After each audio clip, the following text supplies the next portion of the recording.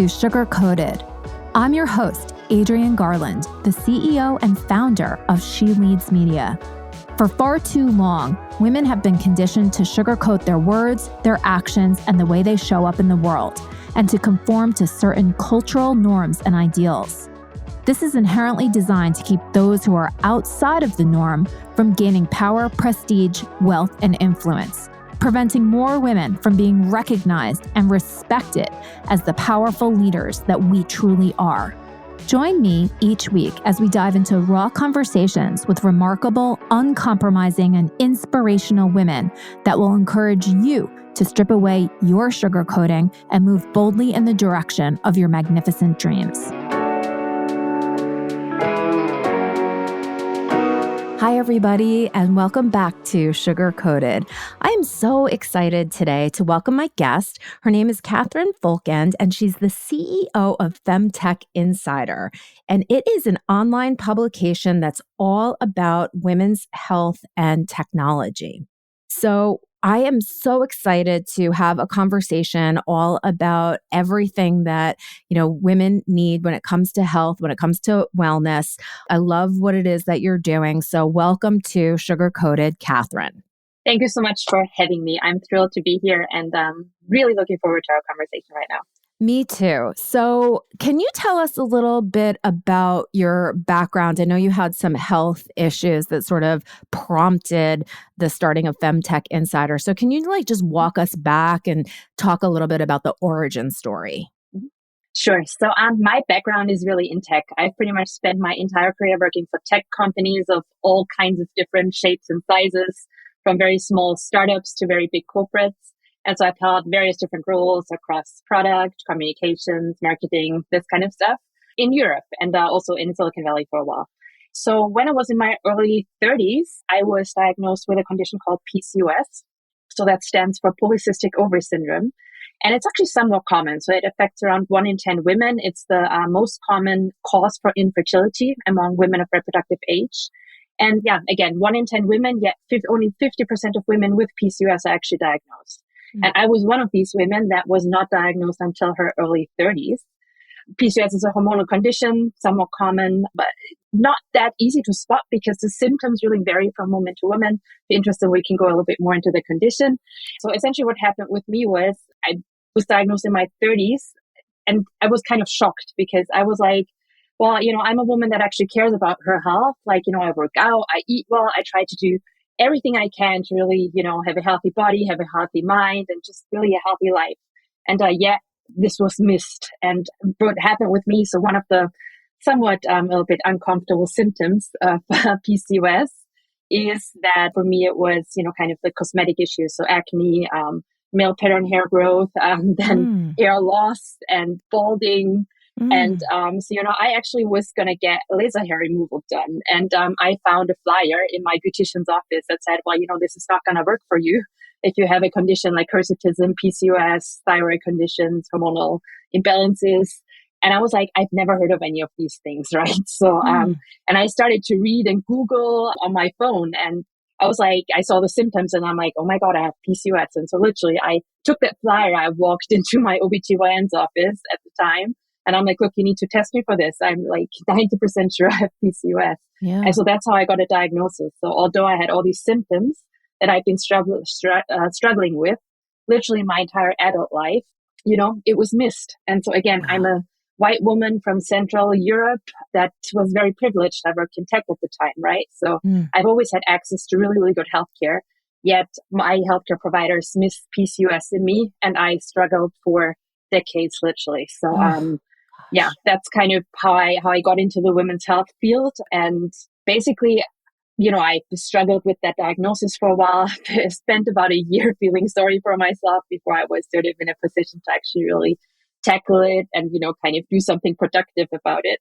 So as I was reaching out to other women for support in online support groups, I, learned that the experience that I had is actually not an exception. It's more like the rule. And I just thought, oh my God, women's health, this is so broken, right? Yes. I just really kind of, did a deep dive and sort of it's like a rabbit hole, right? I'll obviously learn about PCOS because it affected me directly. Then, you venture out into endometriosis, menopause, fertility issues. And it's such a broad and frankly fascinating field. And there's so much work to be done.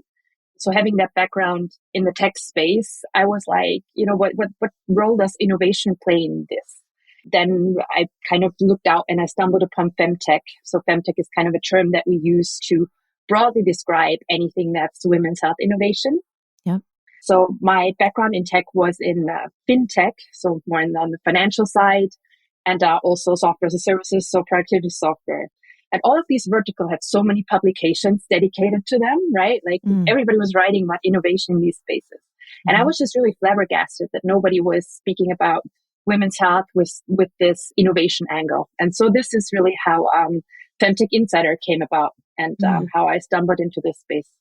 Oh, that's amazing. And I love the idea of entrepreneurship and solving a problem that's very personal, because that's the thing that I think keeps us going when things get tough. When did you launch Femtech Insider? So we launched, actually, we have our 4-year anniversary this October. So the first newsletter. So we're really known for our newsletter that summarizes all the news in the space on a weekly basis. And the first newsletter, I think, went out on like October 1st, 2019. And we've been around ever since. And I've learned so much ever since, like I really started this as a patient with obviously no medical background. And I was really just driven by, that need that, to create this. And from the very beginning, I just felt this needed to exist. And if it wasn't there, then I had to build it. And so then obviously I learned a lot from our audience, sort of built together with them really. And, it's like I like to think of myself as a servant leader in this space. And, I couldn't do what I do without all the other amazing women that are building in the women's health space. And, we're really in this together, driven by our joint mission to bring change to women's health. Yeah, it's really what you said earlier. The why is what drives us, and really also what carries us, what carries me through the times when maybe it's not that easy. And, entrepreneurship is hard. Yes. It's not an easy path to walk at times. But yeah, kind of being able to sort of go back to your mission and your why is incredibly important. There's a book that I'm reading. I should know the name of it, and I just can't recall it right now, but it's all about how women are not considered in healthcare, like in all the health studies and all the medicine. I mean, things are getting better now, but all of the medicines that were developed were not developed with women in mind, right? They just thought we were smaller men. And so it's so incredible to see some of these new technology solutions that are helping people to almost assess themselves, right? So different types of at-home testing that you can do that measure your hormones or the vitamins that you're lacking or something like that, because we really are different creatures and our hormones affect us. So we're not the same all the time. We are constantly changing. And so whatever medicines we are taking is affected by where we are in our cycles. And that is something that wasn't recognized. It wasn't taken into consideration in all these studies. So Femtech Insider is the goal of it to kind of bring awareness to all of these different issues that women face, and then kind of talk about some of the existing innovations and solutions. Sorry, I missed the beginning of that question. Oh, I was just curious with Femtech Insider if the mission or the goal of the newsletter is to bring awareness to not only the issues that exist, but also the innovations and solutions. And then I'm sure that there's plenty of people that are interested in funding those types of innovations. So can you talk a little bit about the whole ecosystem that sort of is interested in the newsletter? Yeah, of course. So again, we started as a newsletter and then sort of, expanded from there. And, in the beginning, what I did actually, I would just collect coverage from across the internet and just, it was literally a collection of links that we sent out on a weekly basis. Then, we quickly gained traction, specifically in the investment community that was already interested in these spaces. So with a bunch of women's health funds, startups, obviously in that space, started to pay attention to the work that we were doing. And what started happening was that I was starting to get emails from our founders that are like, look, other tech publications won't write about us because we speak about periods of menstruation. Can you publish our press release? And, I would tell them, we're just a newsletter, we don't really do editorial. Yeah. And so then I'm like, oh, well, maybe we should be doing editorial, right? And so we've kind of grown an editorial team sort of on the back of that newsletter and on the back of that audience that is very interested in that space and, really interested in making a difference in that space. And so, yeah, it's really, startups get their first publicity from us. We have lots of investors on our mailing list very often. So we talk about launches, we talk about investments, we talk about acquisitions. We also talk about, founder journeys. And, a lot of founders in our space are very mission driven and are really solving the problems that they themselves had and, the solutions that they're building to address the many issues in the women's health space. And so, yeah, I think like what we've been able to do is really, help investors find investments in great companies to invest in and great companies that don't only bring financial returns, but also have amazing, have great impact on the world that we live in. And yeah, again, helping, founders, lots of female entrepreneurs in our space to, kind of connect with investors. We're really read across the sort of healthcare innovation ecosystem. Obviously, the VC and startup community is quite interested in what we do, but it's also, sort of end consumers that are just interested in sort of women's health with a little bit of a innovation angle. Lots of physicians read us, and also a bunch of our friends in the more corporate world, sort of in the pharma world, insurance, and sort of the personal hygiene area. Like anybody that's like, I don't know, the Henkels, the Johnson & Johnsons of the world. So that's kind of our readership. So we really kind of speak to anyone that's really interested in making a difference for women on a global level.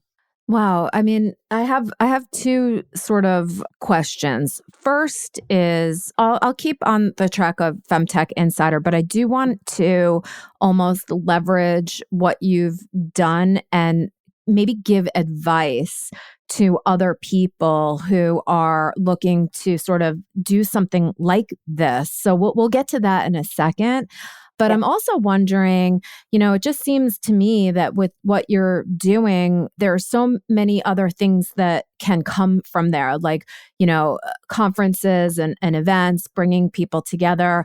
So I guess it's a two-part question, and then we'll go on to the third. First is, where is Femtech Insider going, right? Where is it expanding? And then the other thing that I'm curious about, this maybe speaks a little bit to, if someone else is trying to do something like this, what's the business model? So in many ways, we're a very, very traditional media company. So, we do advertising in all sorts of shapes and forms, starting with, just like ads on the website to sponsorships of our newsletters to guest posts. So stuff, that you will see across the media world to a certain extent. We also do have a premium membership. We have lots of investors in that, lots of, again, people in corporate innovation departments that are interested in, sort of our view of the space and the trends, the new startups that we're seeing. So it's really, membership is another big income stream for us. I did start in the very beginning also to do a little bit of consulting. So I'm trying to do less of that and really, have the platform do money. So, in the beginning, also maybe as advice for somebody that's looking to start something similar, kind of have that additional income stream that's maybe a little bit platform independent, because that allows you to really innovate and, kind of try new things. And I will be very honest, when I started Femtech Insider, I had no idea how to monetize this thing, right? Yeah. I was just so driven by this belief that a platform like this needed to exist. And then I just failed forward, basically. So, yeah, in many ways, this is kind of where we're at the moment. We do run our own events specifically for our so-called inner circle audience. So that's our membership community. They're smaller, they're a little bit more analytical.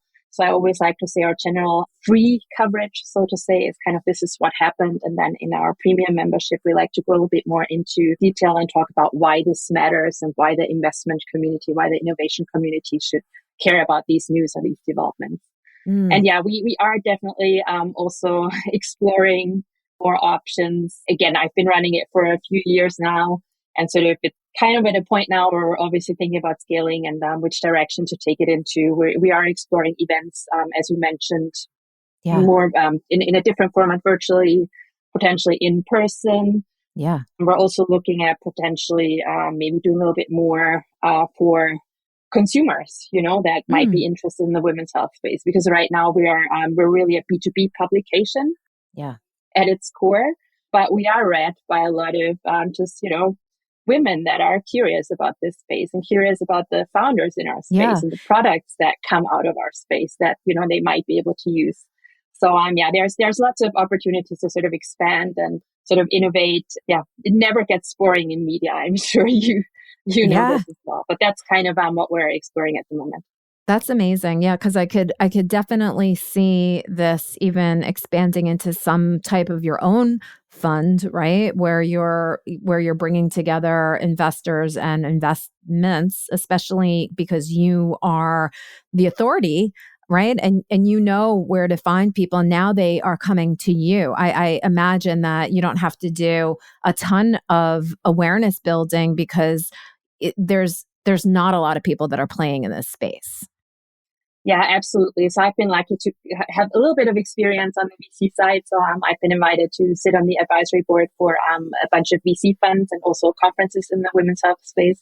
So obviously that's a great learning opportunity for me. And I mean, who knows? Obviously I have a lot to learn in that space. So I don't think that's like next 12-month goal, No. but who knows what the future brings. So definitely you are absolutely right. We see a lot of startups very early because we are a media and not a VC fund.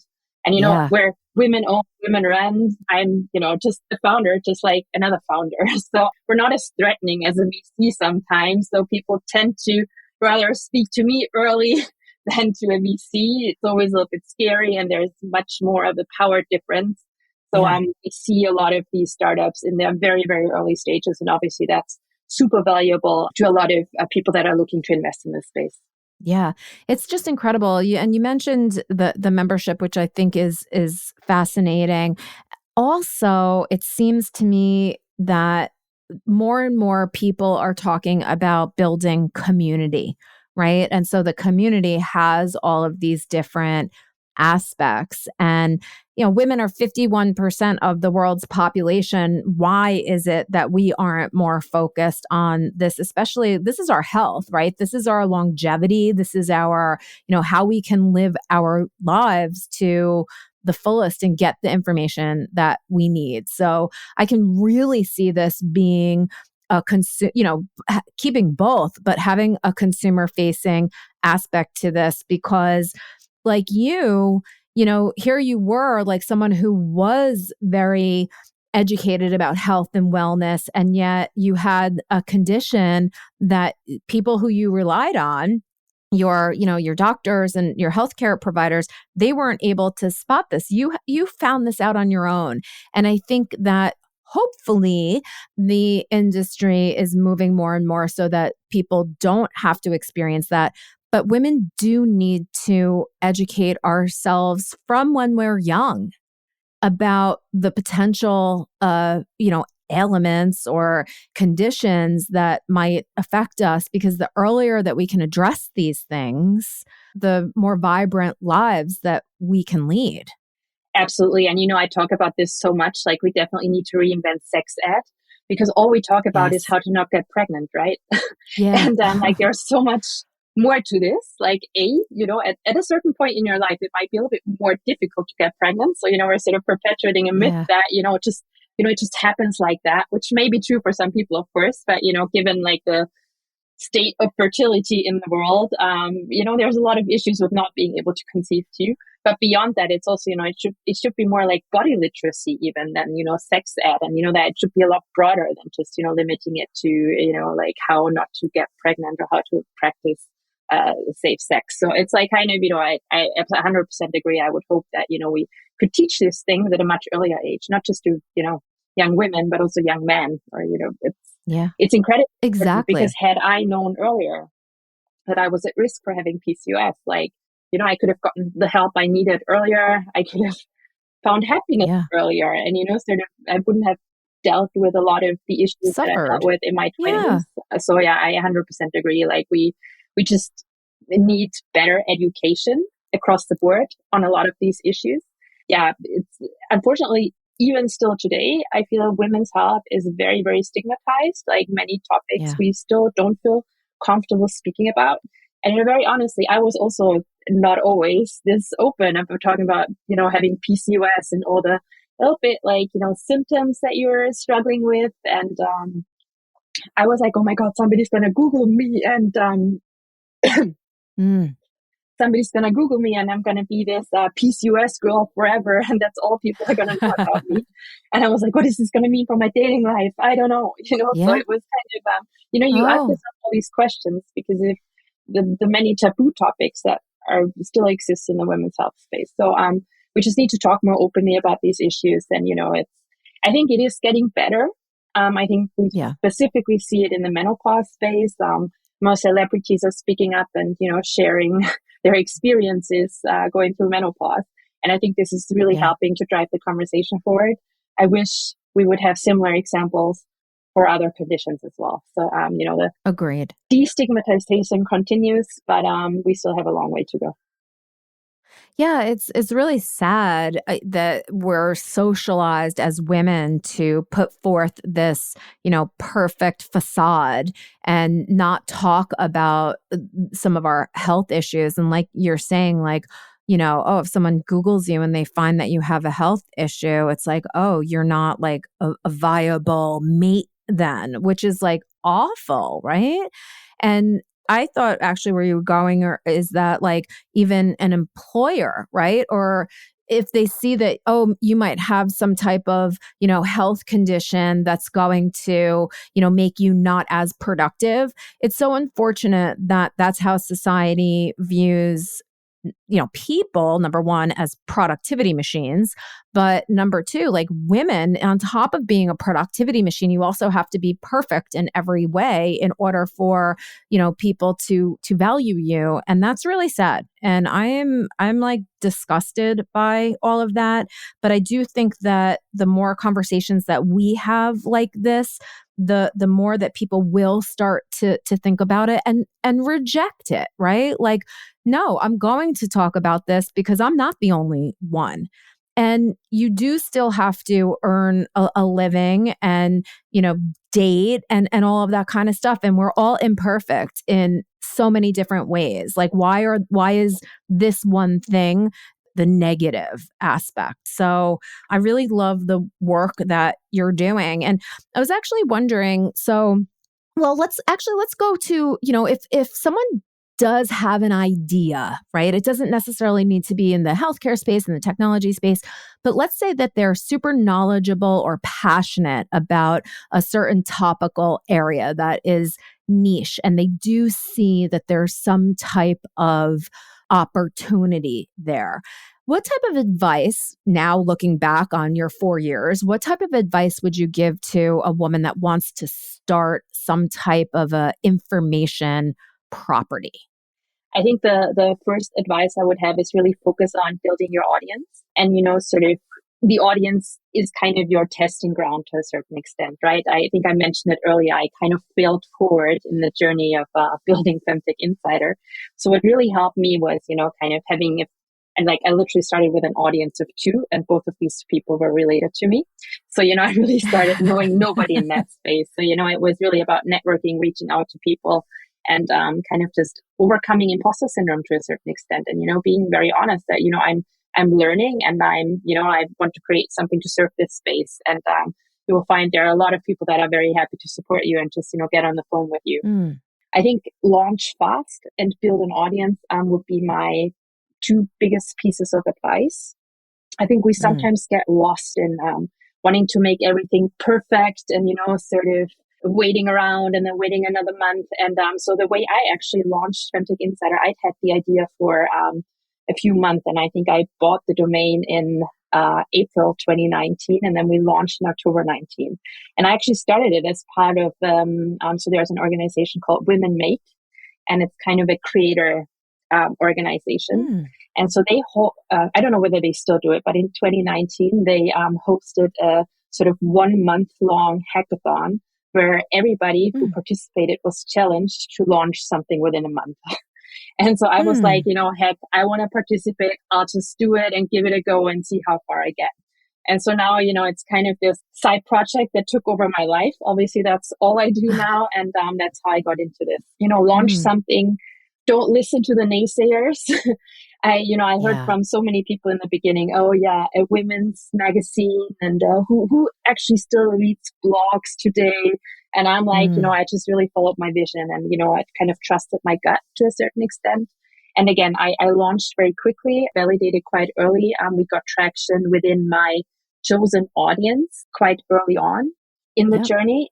So again, my advice would be really, launch early. And we launched very, very quickly in this month. And so that really, we had something out there. This allowed me to really validate the idea in this audience that I wanted to reach. We started to talk to a lot of people, or I started to talk to, I always say we, in the beginning it was really just me. I started to speak to a lot of people in that, I wanted to reach, and found support, built in public from the very beginning. So I didn't do any stealth mode building, any of this kind. So we were out there from the very, very beginning. And so to summarize, I think my advice would be know your audience, reach out to them, learn from them, launch quickly. And really, if you're building a media property, distribution and your reach is key. Is key. Yeah. No, I love that. When you say you built some traction early on, was that just getting positive feedback from the people that were reading? They were opening it, they were responding to you. What did that actually practically look like? So in the beginning, I reached out to a lot of people in our space, and I hacked the system a little bit. So again, it was a blog, but at the core was really the newsletter. But what we did is I would do interviews with a lot of the women that were active in the space, and that I could find in different communities or also on LinkedIn. And so we will publish interviews with not just women, but also just generally, people that were active in the women's health innovation space at the time. And so that kind of helped us because they would reshare that they were on our blog, and then that kind of got us into the space. And I will publish in different groups, in different like tech, women in tech networks that I was launching this. So I spoke quite a bit about what I was doing and what I was building. And so that kind of, started to build an audience. And then obviously, what I looked at was open rates in the beginning. Are people actually consistently opening what we're sending them? Are they clicking on things? Are they actually interested? So, that was really kind of also guided our content strategy to a certain extent. Like, what did the people that were receiving our newsletter or chose to, allow us into their inbox actually interested in? And so, that kind of really helped me to build upon that and, I almost feel like I co-created the whole thing with our audience the entire way. And so I think that's what it looked like for me. And obviously, it also helps to sometimes hear, hey, this is good. I enjoy getting this newsletter and I love this and keep going. The kind of the qualitative feedback obviously helps a lot too, especially in the very beginning when it sometimes feels, many people that, are in the media space and are starting something new will maybe resonate with this, like kind of, you're just speaking to a silent room almost. So whenever somebody then provides feedback, it's actually quite exciting. But just overcome it. Speak from the very beginning about what you're building, find your allies, find your community. And that definitely helped me. I think this is such incredible advice because it's not overcomplicated, yet it is something that I think that people don't take the time to do. They have this feeling that they do need to be perfect in some way, or that they need to know it all in order for them to, gain traction and to build. But it's almost, I wouldn't use the word humbling. It's all that is coming to my mind right now. But, like humbling yourself enough to say like, hey, my audience and the people that I'm actually trying to serve, I need to know what they want. And so it's in your best interest to actually talk to them because you almost don't want to be the expert, right? Not in the beginning, at least. You want to be a sponge so that you can co-create, like you said, with them. And I think that applies in media. That also applies in any type of service that you're trying to launch, right?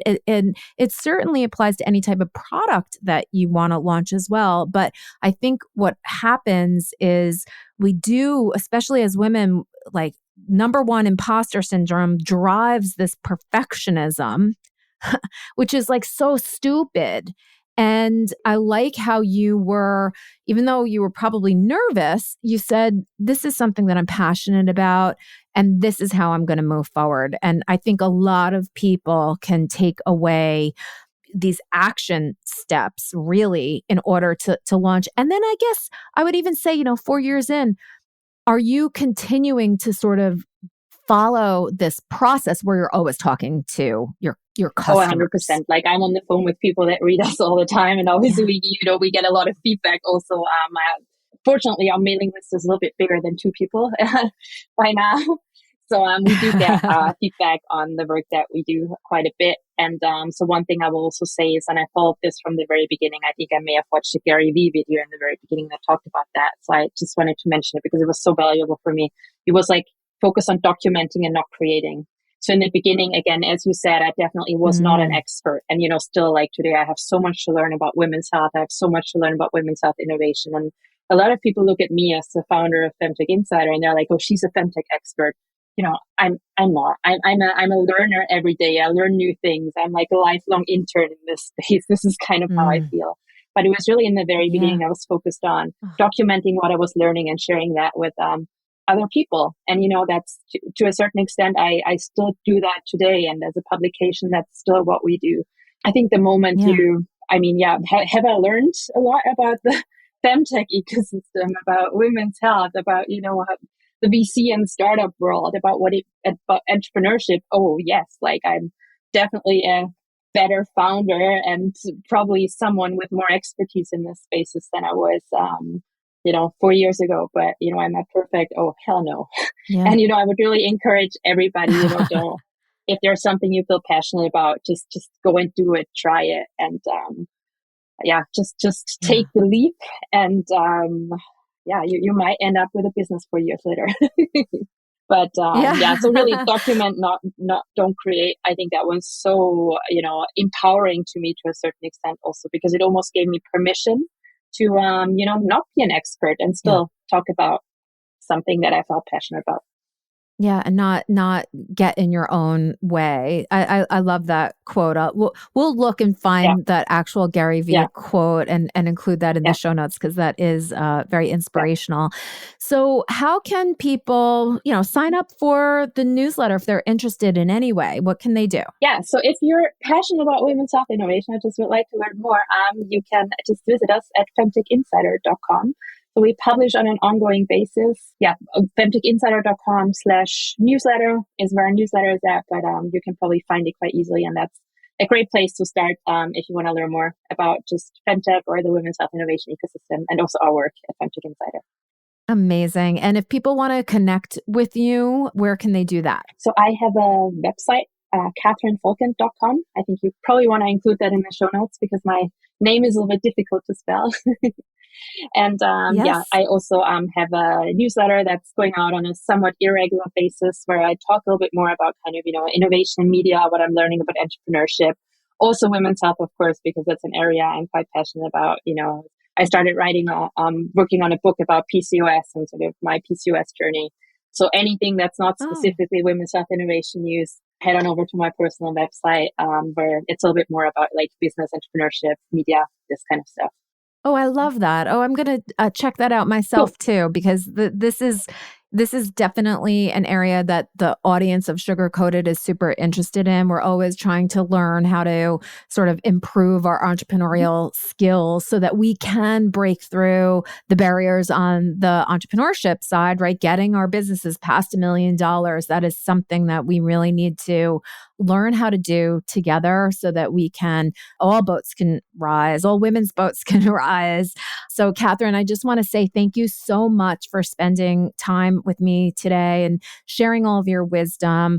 I hope everybody signs up for Femtech Insider because especially the sugar-coated audience, we are all women and we are all at some point going to have healthcare issues, whether it's us or someone who's close to us. And the more that we know and the more that we can educate ourselves and the more that we understand what this whole ecosystem is all about, the more empowered that we can be. So thank you for doing the work that you're doing.